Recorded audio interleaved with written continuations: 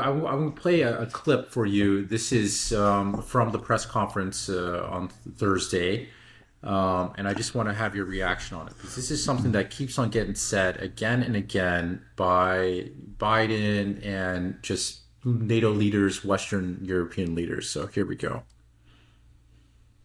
But one thing for certain, if we allow Russia to succeed in Ukraine, they're not stopping in Ukraine. I recommend, I know you know this because you've written about it. Read Putin's speech after they moved in, what it was all about in Kyiv. It wasn't about just, anyway, read what his objective is. And anyway. Yeah, well, that's... What the hell is he talking about? Yeah, that's beyond absurd because Putin not only did not say anything about conquering any other part of Europe, he didn't even say anything about conquering Ukraine. There was a reason he called it a special military operation. It was a limited military operation whose objectives he laid out in that speech that he clearly misremembered. And the main objectives were denazification and demilitarization. And he nearly achieved it. You know, I think we got to remember that. Again, there was an agreement that was a draft agreement that was reached between Russia and Ukraine that was initialed by both sides.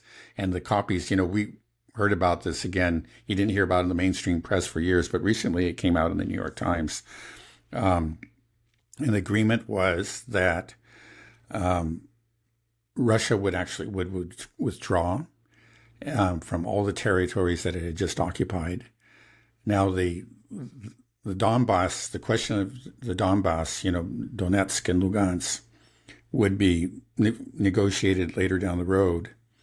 But the Russians didn't even insist on making those territories part of Russia. At the time, they were not.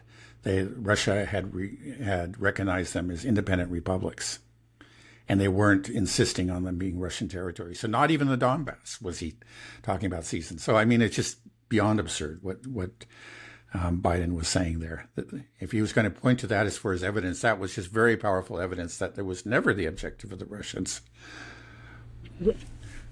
But is there something like I've heard this stated over and over again from different people saying like, oh, just read what he said. Anybody I've heard Lindsey Graham say like, yeah, where's the quote? Yeah, you know? I mean, I was watching Fox News a while ago, and Lindsey Graham's like, anybody that spent 2 seconds listening to Putin would know that he's not stopping there. He's going to roll over. He's going to be marching down London. Westminster Abbey's falling. He's coming to D.C. Like, that's literally what they're saying. You know, they really believe that he's just going to roll over all of Europe. And they keep on saying just listen to Putin.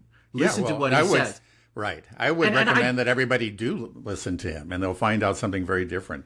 First of all, they'll be struck by how intelligent he is, you know, how they'll be very impressed by his command of the facts, and also just by his rationality. I mean, he's what I guess Biden at this conference called a murderous madman, but he's anything but that. I mean, he's very calm. He's very rational.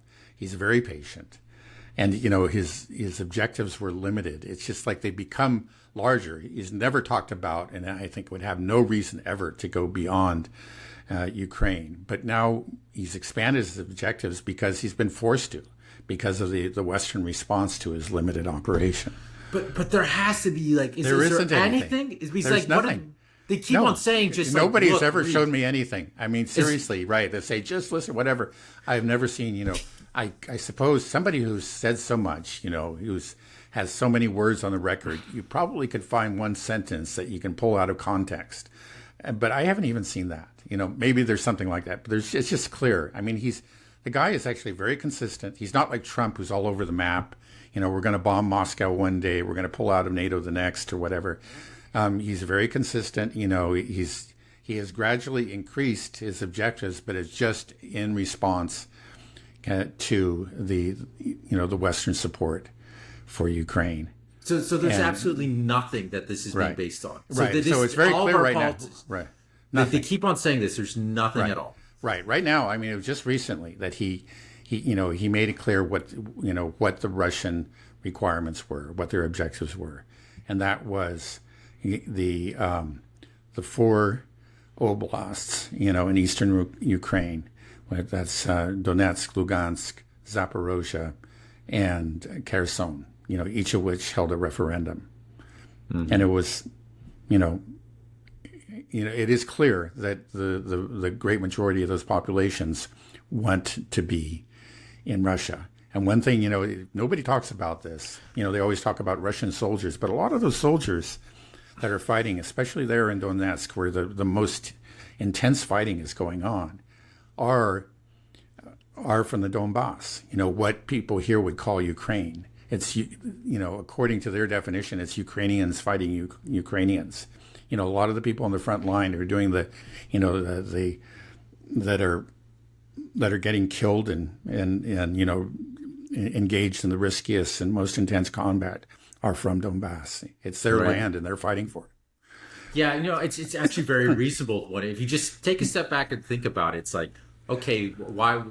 If you were in their situation where there was a coup in your country, like let's say here they overthrow Donald Trump or whatever and install Biden back in, and then people break away, or in Texas or whatever, and then what happened in Ukraine is they started shelling them, they started bombing, they killed 15,000 people in Donetsk and Luhansk, in these regions, breakaway regions, over the span of 8 years, constant mini civil war for 8 years, and then the special military operation came by. So like, if you were living in that area and for 8 years, you hear about, every couple days, there's an artillery shell starts hitting your town, your city, small arms fire.